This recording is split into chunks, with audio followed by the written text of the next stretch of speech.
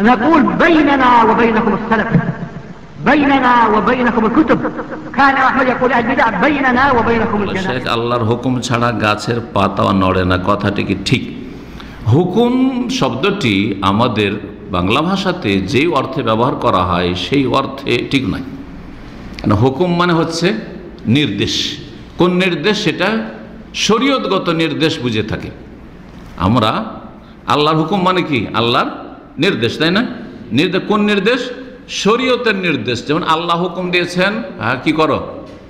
মুসলিম হয়ে যাও, মুসলিম হয়ে যাও, তাই না?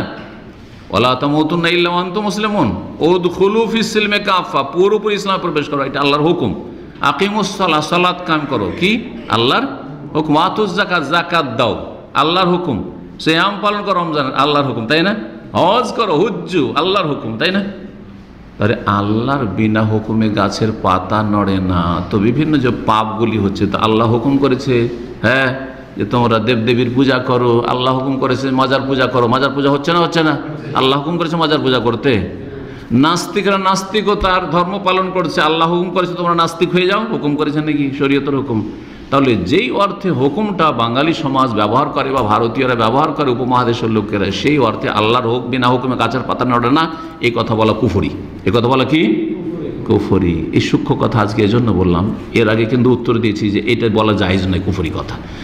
কিন্তু এখন এই জন্য ভেঙে বললাম যে কিছু সুবিধাবাদী আছে যারা সব সময় ভালো কথাকেও ভুল ব্যাখ্যা করার চেষ্টা করে, যার ফলে এক জামাতি আমার এই উত্তরের সমালোচনা করেছে, সেই জন্য বলছি।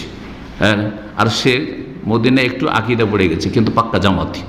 মদিনা একটু আকিদা পড়ে গেছে কিন্তু পাক্কা জামাতি। ওই জামাতি যে হয়েছে তামিরুল মিল্লাত থেকে, ওইখান থেকে এসে এইখানে ও কুকুরলে সোজা হয়নি, ওই রকম হয়ে চলে গেছে।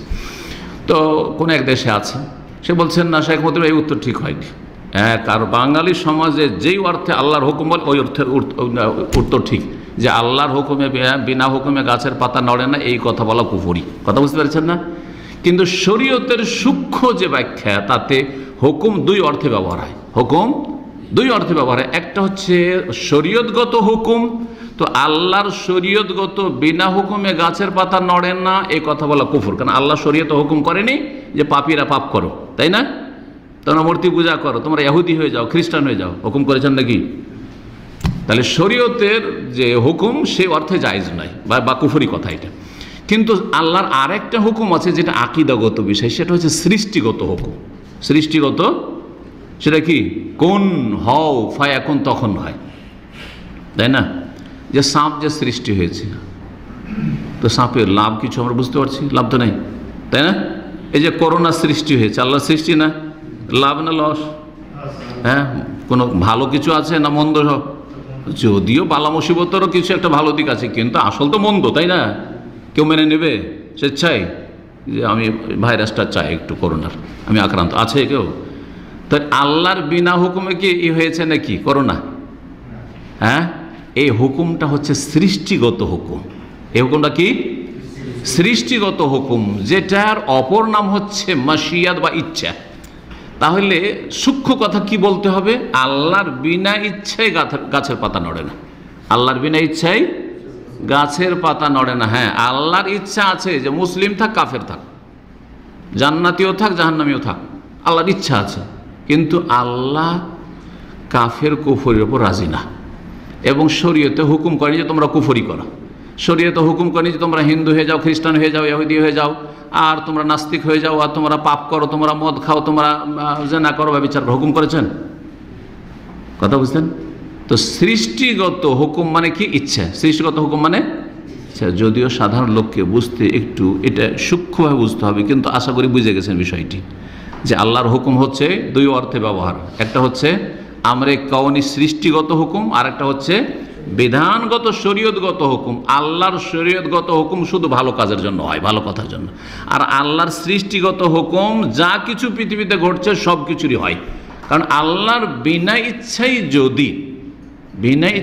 যদি কেউ নাস্তিক হয়ে যেতে পারে, আল্লাহর বিনা ইচ্ছাই কেউ যদি শিরক কুফরি করতে পারে, আল্লাহ ইচ্ছা নেই তারপরও, তাহলে আল্লাহ কি হয়ে যায়? তাহলে অপারগ হয়ে যায়। আল্লাহ কি হয়ে যায়? আল্লাহ অপারগ না।